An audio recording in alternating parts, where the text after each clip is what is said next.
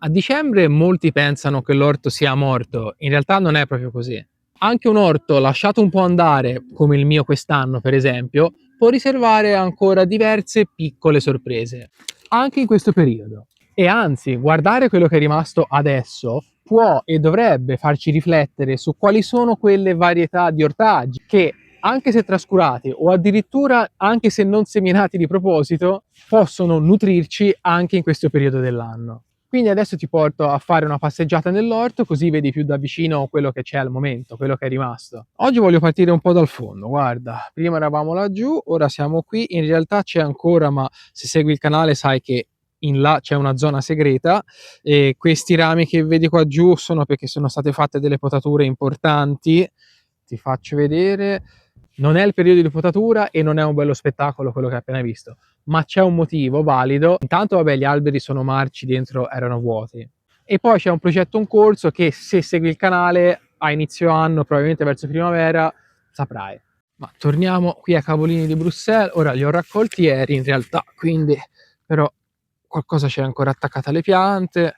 C'erano diverse piante, stanno producendo bene e mi fa piacere perché per Natale o comunque nel periodo natalizio è una cosa che ci piace mangiare. Adesso evitiamo ancora delle altre potature purtroppo. Ah, qui me l'ero quasi scordato, ci sono ancora dei daikon, probabilmente non sono messi benissimo, però boh, sembrano ancora vivi, vediamo un po' se riusciamo a mangiarne ancora. Qui abbiamo la sezione, diciamo, primavera, lì ci sono i piselli rampicanti e qui accanto abbiamo già le fave, che ora poi dovrò addirittura anche legare perché si stanno già sviluppando abbastanza, come vedi. Ho messo la rete qui perché è una varietà rampicante, piselli. Ho voluto provare, ero indeciso fra Mezzarama e questi, ma ho deciso di dare una possibilità, visto che comunque queste reti ce l'avevo già. Qui accanto alle fave c'è il mitico cavolo nero, veramente top, buonissimo, fa benissimo, è un superfood, e questa fila qui la terrò fino a quando andranno poi a seme, faranno il fiore e il seme nella prossima primavera. Ma fino a quel periodo spero di raccogliere. Ora ovviamente in inverno la crescita si ferma, ma qualcosa è ancora possibile raccogliere. I crostini di polenta fritti con sopra il cavolo nero, top. Qui accanto al cavolo nero c'è una foresta di prezzemolo riccio, perché queste due file e quelle due accanto c'erano pomodori in quest'estate, e nel mezzo c'era un po' di basilico, un po' di fiori eduli e il prezzemolo riccio. Questo qua è una varietà molto usata in Giappone, per esempio. Avevo smesso di dare l'acqua un bel po' di tempo fa, pensavo che il fine estate me li ammazzasse, invece qui c'è dei cespugli. Qui ho da poco finito di raccogliere qualche cavolfiore, in realtà sono venuti male. I broccoli un po' li abbiamo raccolti, ora sto aspettando che spuntino, vediamo se ne trovo qualcuna. Ah sì, vedi, qui dai getti laterali, eccolo qua, escono ancora dei piccoli broccoletti, diciamo. Questo è l'ultimo che è rimasto, dei piccoli broccoletti che sono buonissimi saltati, quindi prima di levare completamente le piante aspetto. Qui c'è il cavolo romanesco che ancora non si vede, però boh, vediamo un po' cosa succede. Cioè, le piante sono belle sviluppate. Qui quello che è rimasto dei cavoli cinesi che non ce l'hanno poi fatta a svilupparsi, vedi, non si sono ancora chiusi, non credo che ce la faranno. Quel che è rimasto dei cavoli cappucci, che ne abbiamo raccolti moltissimi, alcuni si sono già mummificati purtroppo perché ne avevo troppi e non sono riuscito a raccoglierli tutti. Ho fatto un po' di crauti ma non è bastato. Ancora cavoli cinesi, anche questi che non ce l'hanno ancora fatta, però chissà se a inizio primavera ripartano. Qui c'erano un po' di carote. Con le carote in quest'autunno, cioè a fine estate, è andata molto male, devo dire la verità, non è stato un bel risultato. Fa niente, andrà meglio in primavera visto che le farò soltanto nella serra, quindi teoricamente dovrebbe andare molto bene. Anche quest'anno a primavera l'avevo fatta in serra, erano venute molto bene. E ti anticipo già che ho intenzione di coltivare 3 varietà diverse di carote, 2 che avevo già coltivato quest'anno, quindi ho sempre i semi, e vorrei inserirne una terza, giusto per tenere le cose semplici, come dico sempre, no? Qui c'è il cimitero delle barbabietole. Sono ancora belle sode, quindi vedo ora piano piano se riesco a conservarle in vari modi.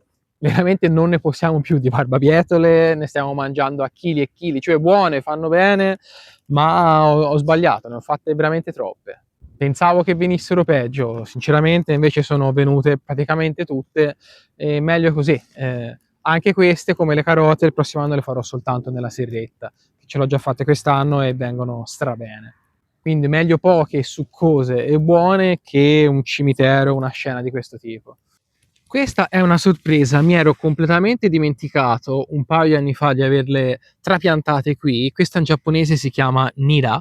In italiano non so di preciso come venga chiamata, non so, forse erba aglina, qualcosa del genere, però è molto usata in Giappone, in Asia in generale, anche in Cina, in Corea, e non avevo mai avuto successo, ad oggi non ho mai avuto successo con questa pianta. A volte ti dimentichi delle cose, fai fare la natura e poi raccogli le cose che volevi. Vedi, è una foglia piatta, ora non so se si vedrà, non riesco a mettere a fuoco. Sapore di aglio, questa è buonissima, saltata, in particolare insieme al fegato di maiale è buonissima, è uno dei piatti preferiti di Yui. Anche questa salvia l'avevo piantata penso 2 anni fa, poi mi sembrava che fosse morta, me l'ero dimenticata e invece un mesetto, forse 2 mesi fa, e l'ho ritrovata e guardate in che condizioni è. Sta benissimo, la sto usando, quindi bene così. Queste 2 prime file invece ho seminato dei piselli, mi erano avanzati molti, troppi semi di piselli di una varietà di microgreens che non coltivavo più. Avevo fatto questa cosa già l'anno scorso, un po' più in là, una specie di sovescio, chiamiamo, una specie di cover crop. Sempre seminato soltanto piselli, non miscugli vari. Uno dei primi video, o il primo o il secondo, qui del canale, parlavo proprio di un sovescio, semplicemente seminando in autunno i piselli, poi sfalciandoli, dei risultati straordinari con gli zucchini, cioè erano proprio il doppio di quelli concimati normalmente con lo stallatico. Quindi ho detto, non sapevo cosa fare qua giù, non avevo niente da seminare, ho detto intanto semino i piselli, poi in primavera se ne riparla. E prima di farti vedere le ultime cose ti volevo far vedere questa pianta di nasturzio, che praticamente io in questa zona qui in estate ci avevo fatto tutti i fiori eduli, ci avevo fatto delle file, poi ho sfalciato tutto perché appunto dovevo far posto a questi cassoni letti rialzati, ma poi il nasturzio è ripartito e questo oltre a fare i fiori quando è il momento di fare i fiori, anche le foglie, queste qua giù, sono buonissime da mangiare in insalata. Sono molto piccanti, ma nei ristoranti usano i microgreens di questo, quindi le foglie molto più piccoline. Qui i 2 letti rialzati che se segui il canale sai che li ho installati, li ho fatti ora in autunno e quindi li comincerò a usare la prossima primavera. Ma sono partiti spontanei 2 daikon, in pratica erano dei semi di microgreens di daikon che erano rimasti nel terriccio che io vado a compostare solitamente, e poi sono partiti.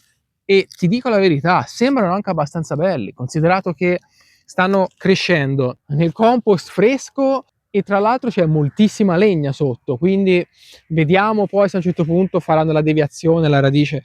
Però sono molto contento che siano partiti questi daikon, perché sarò in grado di raccoglierli ora a fine anno, verso il 30-31 di dicembre. In Giappone il Capodanno è molto sentito e c'è in particolare una ricetta, un classico del Capodanno giapponese, e ci vuole oltre alle carote il daikon. Quindi, visto che quelli che avevo seminato io sono praticamente andati, invece questi sono sempre, diciamo, freschi, anzi sono proprio perfetti, avremo il daikon al top per l'ultimo dell'anno. A proposito di Capodanno giapponese, fammi sapere nei commenti se ti interessasse vedere qualcosa, qualche ricetta, qualcosa che mangeremo, anche se Capodanno giapponese ma saremo in Toscana. Ma ecco, fammi sapere innanzitutto se vuoi vedere la ricetta di cui ti parlavo con questo daikon, per esempio. Siamo arrivati a fine giro qui nella serra che sto convertendo in sistema no dig, quindi adesso è tutto coperto per l'inverno con le foglie, per tenere al calduccio il terriccio. Ho applicato del compost nuovamente, del compost ora in autunno, quindi per quest'inverno non la sto sfruttando, il prossimo anno sì, e comunque già verso marzo comincerò a riseminare per sfruttare questa serra al meglio. Al momento c'è ancora un po' di rucola, questa l'avrò tagliata penso 10 volte, ma è sempre viva, è sempre buona, chiaramente non è come i primi 2 o 3 tagli, ma questo è lo shungiku, ne ho parlato in diversi video, è crisantemo giapponese, oltre a fare il fiore in Giappone viene mangiato a questa parte o nelle zuppe o anche in tempura. Anche questo l'ho già tagliato diverse volte, infatti ora siamo un po' sul viale del tramonto. È rimasta qualche lattuga, qualche senape rossa, spero che si veda bene, anche questa fantastica in insalata, non solo ma specialmente in insalata. Questo è la wasabina, in italiano forse viene chiamato wasabino, molto buona, molto piccante, si presta a diversi usi in cucina. Qui ho raccolto in realtà stamattina gli ultimi spinaci, ora vedo se ne ricrescono ancora, ma anche questi siamo alla fine, ancora le ultime lattughe. Stavo per dimenticarmi di farti vedere questo è il nespolo giapponese, che in questo periodo dell'anno ha già i primi piccoli frutti, i frutticini, che se riesco andrò anche a diradare. Quest'anno l'abbiamo mangiati sia freschi e ci abbiamo fatto anche diverse marmellate, quindi spero che anche il prossimo anno vada bene come è andato quest'anno.